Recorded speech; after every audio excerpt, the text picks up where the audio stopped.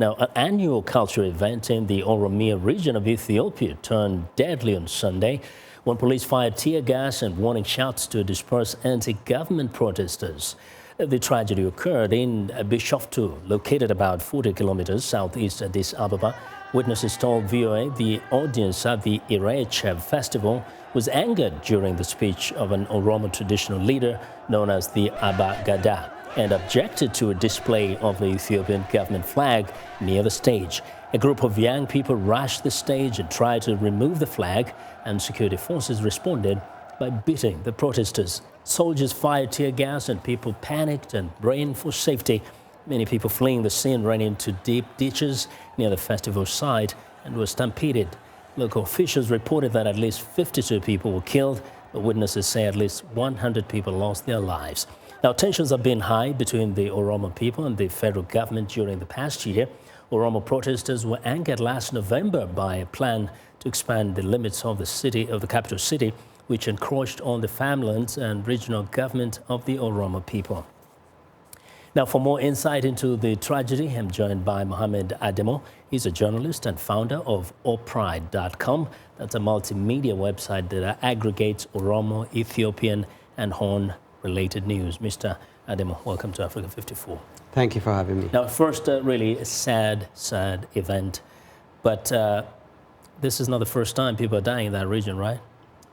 Yes, this is probably the darkest hour in contemporary Oromo history, in Ethiopian history, in the sense that we have never seen anything like this at a cultural event where peace and love and harmony, people pray for peace, love, and harmony, is unique in that sense. Yeah. But the killings have been going on for the past 11 months, and they're not new. It's just a continuation of what has been going on, and events in Ethiopia really coming to a head and reaching a point of no return, where people are just tired of being killed, and they're being killed on the streets, they're being killed in their houses, and they're being killed in their schools. Now they're being killed at sacred lands, at spaces where they went to pray for peace, and they want to celebrate their culture, their heritage. These are very special moments, and they're being killed. Now, some people may say this was partially an accident, in that there was no intention of killing anybody, but, a stampede occurred because of a protest against putting a flag on the stage. Why is that flag a very sensitive thing to the people of Oromia region? Let me first say that this was clearly not an accident. And you have 2 million people in a very crowded, very small place. On one side you have a lake, on the other side you have ditches and cliffs. And you fire tear gas and warning shots at a crowd that is angry, crowd that was passionately chanting and protesting all day. You should expect the result. In the best way to crowd control people, 2 million people in that space, very small space. I've been there myself 3 times in the past. This is not an accident, and it was a crowd control that gone bad at the best case scenario. On the worst case scenario, this is pre-planned, because the government has said that they expected the protest to continue at the Irreecha.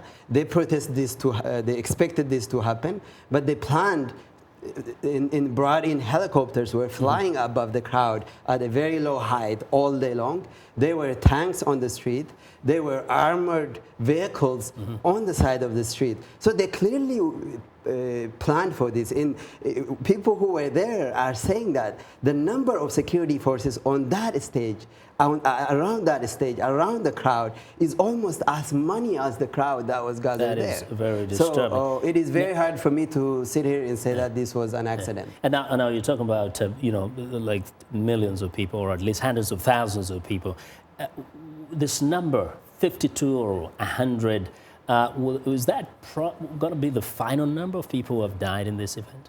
Look, in the past 11 months, activists have reported, and we have names of about 1,000 people who've been killed in Oromia state alone. And the government has admitted to almost about 170 of that. So the government number is a window, is a smoke screen. What we are hearing from doctors and health workers who were at the hospital where some of these victims were taken, they've counted at least 300 people, 300 dead bodies from this event. So the number the activists are putting out now is about 500, more than 500. And as you've seen, if you've seen the news this morning, there are people still being pulled out of the ditches, and people are still being pulled out of the cliffs. So this is going to rise, and the number is going to rise. And it's not only that. And this is a very ancient lake, and it is very deep, and there are historical facts around it.